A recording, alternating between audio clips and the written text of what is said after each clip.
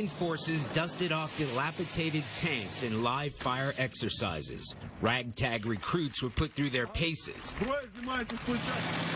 They know it's not much, but this is a show of force. This commander said in the next few days and weeks, 20,000 volunteers will be combat ready. They're moving their biggest guns to the border with Russia. Ukrainian forces showed us freshly dug trenches designed to at least slow down a Russian advance. All right, folks, that report from CBS News, and now comes word from the New York Times that Ukraine is planning to pull its military from Crimea, conceding the loss to Russia. Of course, Russia announcing yesterday it was annexing the disputed peninsula. Joining us now is a man we've had on several times, Elliott Abrams, Senior Fellow at the Council on Foreign Relations and former Deputy National Security Advisor for President George W. Bush, and the author of a great new book, Tested by Zion, the Bush Administration and the Israeli-Palestinian Conflict. And I can't wait to get to that. Elliott, welcome back. But let's start with Ukraine. You know, you wrote a great piece that I read the other day about how the Obama White House is afraid of Putin.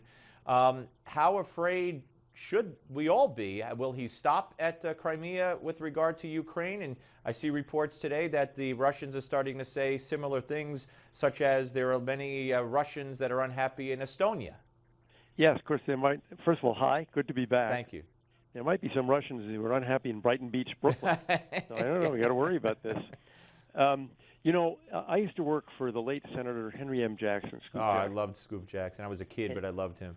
He once said the Russians, in 1973, so look what's changed in 40 years, nothing. He said, the Russians are like a hotel burglar. They go down the hall, they try all the doors, and if one is unlocked, they go in.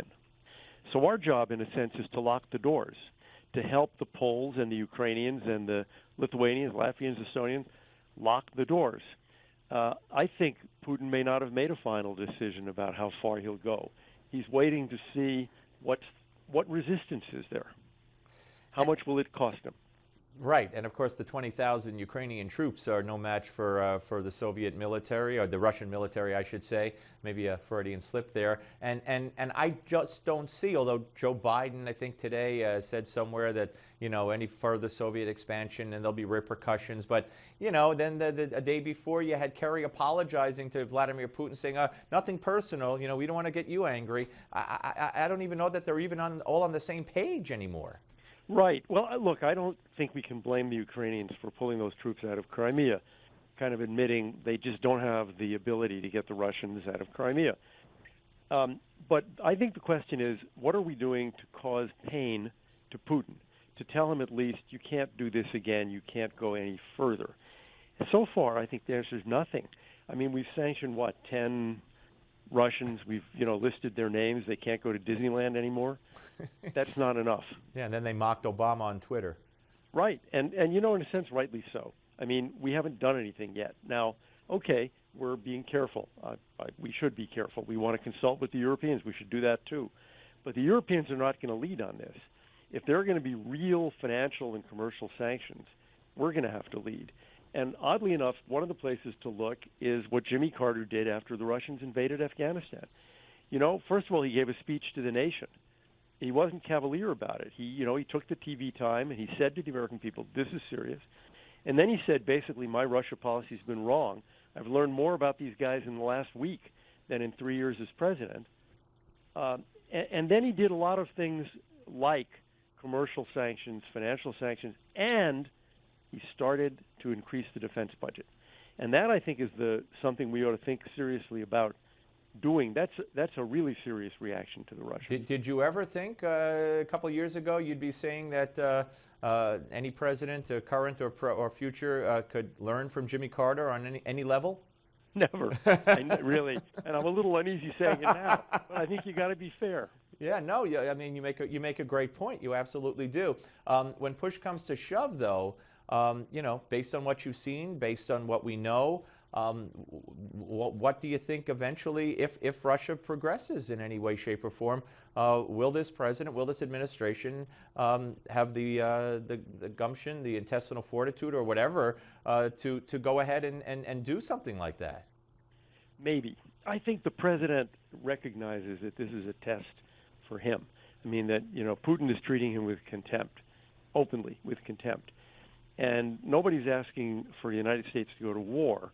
What we're being asked to do is financial and commercial things and helping support allies, NATO allies, for example, in Europe. And if his legacy, if the Obama legacy is, NATO collapses, then he knows that he'll go down in the history books for that. So I think he realizes this is a test. I just hope that we don't hold back and say, we don't want to take it too far. And Ban Ki-moon, the UN Secretary General, is going there now. Let's see what he can do. And Lavrov and Kerry can talk about it.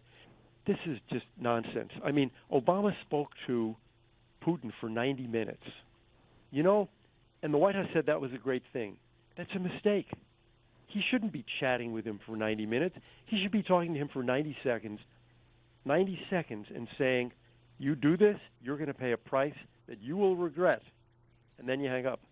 Yeah. I mean, I don't think they take us seriously, and I think the president at some levels got to recognize what this is going to do to his image.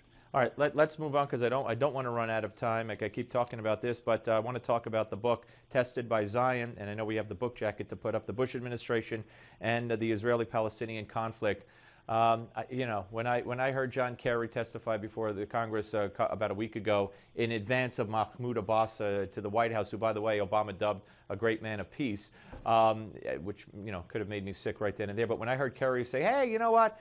Forget this Jewish state thing. After all, Yasser Arafat in '88 said he recognized Israel as a Jewish state. It's not in writing, really, but he said it. I mean, how much further could the United States government go in being the representative and the mouthpiece and the spokesman for the Palestinians? Well, there is this theory that, the Israelis are stronger than the Palestinians, so we have to balance it off by coming in on the side of the Palestinians. I think Kerry is coming to the realization that he made a mistake putting all his chips on this particular subject. And so now he's backing away. He's desperate to get the Israelis and Palestinians to stay at the table. And the Israelis, of course, have said, fine, we're at the table. We're happy to negotiate. But he needs to keep Abbas there, so he thinks he needs to keep feeding him concessions. You don't want to say Jewish state? Okay, fine, you don't have to say Jewish state. It's not going to work. I mean, what I think the Israelis figured out a long time ago is, at least I figured it out, Abbas is never going to sign anything. He is not going to sign. You might be able to keep him at the table, but you're kidding yourself if you think this guy is ultimately going to do a peace deal. He's not.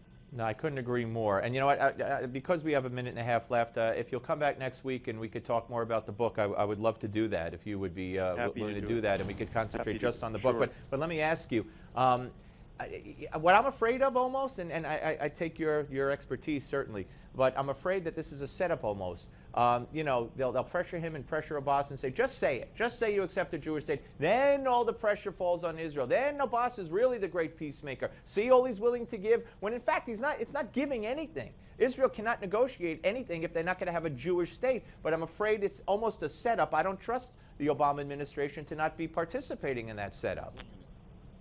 They may think that they're going to get that, but it's not going to work. He isn't going to say it.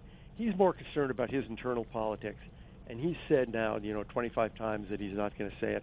I really think he is not going to say it. I think the end result here is, with no preconditions on either side, both sides agree to stay at the table. I think that actually works for Abbas in his internal politics. He doesn't give up anything. He grudgingly agrees to stay at the table, and you know what? If he does that, he's going to get rewarded by the Obama administration. They're going to make that his wonderful gift to the United States. Unbelievable. Well, he lays wreaths at the tombs of Jew killers in the Palestinian territories. Elliott Abrams, we'll have you back next week, Senior Fellow Counsel on Foreign Relations, former Bush administration National Security Advisor, here on the Steve Malzberg Show. The book is Tested by Zion. We're coming back with Gimme 5. Don't go away.